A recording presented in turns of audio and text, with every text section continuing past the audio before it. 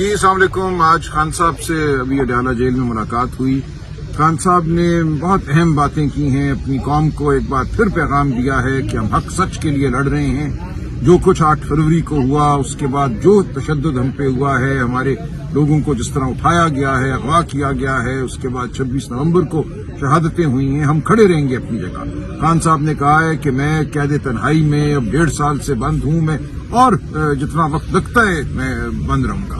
کسی قسم کی ڈیل نہیں کروں گا. ہم حق اور سچ کے لیے کھڑے ہیں، ہم کسی ڈیل کے متمنی نہیں ہیں. تو پوری قوم کو انہوں نے یہ پیغام دیا ہے، وکلاء کو یہ پیغام دیا ہے، کسانوں کو، مزدوروں کو، کہ پی ٹی آئی ان کے ساتھ کھڑی ہے، عمران خان ان کے ساتھ کھڑے ہیں. جہاں کہیں اس ملک میں ظلم ہے اس کے خلاف لڑیں گے. اور 8 فروری کو ہم یاد دلائیں گے بڑے پورا امن اور پروکار طریقے سے جو لوٹ کی گئی پچھلے سال 8 فروری کو، جس طرح الیکشن کو لوٹا گیا، پاکستان کے عوام کی آواز کو سلب کیا گیا. خان صاحب نے کہا کہ دیکھیں وہی قومیں دنیا میں ترقی کرتی ہیں کہ عوام کی آواز کو سنا جاتا ہے، ورنہ اشرافیہ اوپر بیٹھے ہوئے کچھ لوگ بٹور کے پیسہ ملک سے باہر لے جاتے ہیں اور ملک غریب سے غریب تر ہوتا جاتا ہے، ملک کی عوام غریب سے غریب تر ہوتی چلی جاتی ہے. تو یہ ہے ہماری جنگ پاکستان کی عوام کی فلاح کے لیے ہے، پاکستان کی عوام کے حقوق کے لیے ہے. اور اس جنگ میں ہم ہر ایک کو دعوت دیتے ہیں ہمارا ساتھ دے. تمام سیاسی پارٹیوں کو، تمام تنظیموں کو، بنیادی حقوق کی جو تنظیمیں ہیں، جو مزدوروں کی تنظیمیں ہیں، کسانوں کی تنظیمیں ہیں، جو صحافیوں کی تنظیمیں ہیں، جو پیکا کے قانون کے ساتھ صحافت کا گلا گھونٹنے کی کوشش کی گئی ہے، ہم اس کے خلاف بھی کھڑے ہوئے ہیں. ہم 26ویں آئینی ترمیم کے خلاف کھڑے ہیں جس نے عدلیہ کو مغلوب کرنے کی کوشش کی ہے. جو خط لکھا ہے اسلام آباد ہائی کورٹ کے 5 جج صاحبان نے، جو اب اسلام آباد ہائی کورٹ پہ پھر حملے کی تیاری ہے، ہم اس کے خلاف کھڑے ہیں.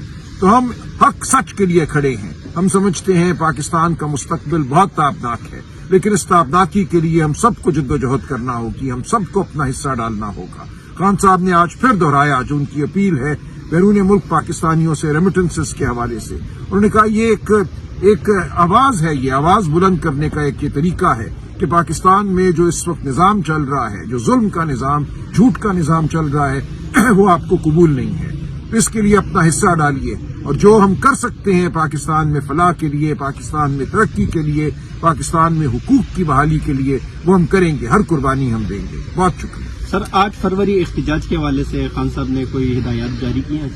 دیکھیں 8 فروری کو ثوابی میں ہمارا بڑا پرامن پرشکو جلسہ ہوگا، وہاں ہم اپنی بات دہرائیں گے.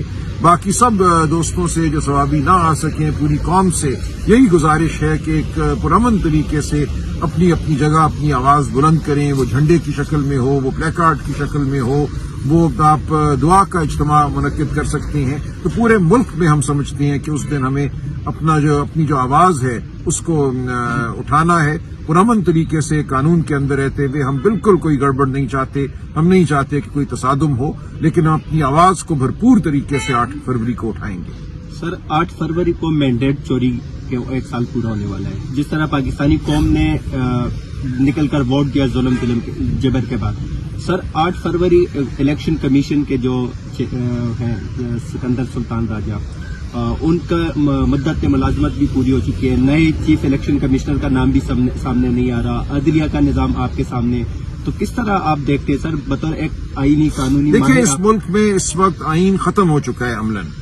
چیف الیکشن کمشنر اور دیگر جو 2 الیکشن کمیشن کے ممبران ہیں ان کی تعیناتی ہونی ہے.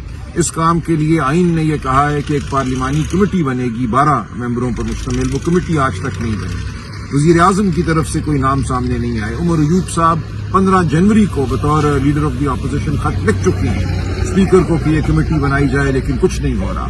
تو خواہش یہی ہے اس نظام کی کہ جھوٹ چلتا رہے، جبر چلتا رہے، آئین کے مطابق جو کام ہے وہ نہ ہو. ہم اس کے خلاف کھڑے ہیں، آواز بلند کرتے رہیں گے. پوری قوم ہمارے ساتھ ہے.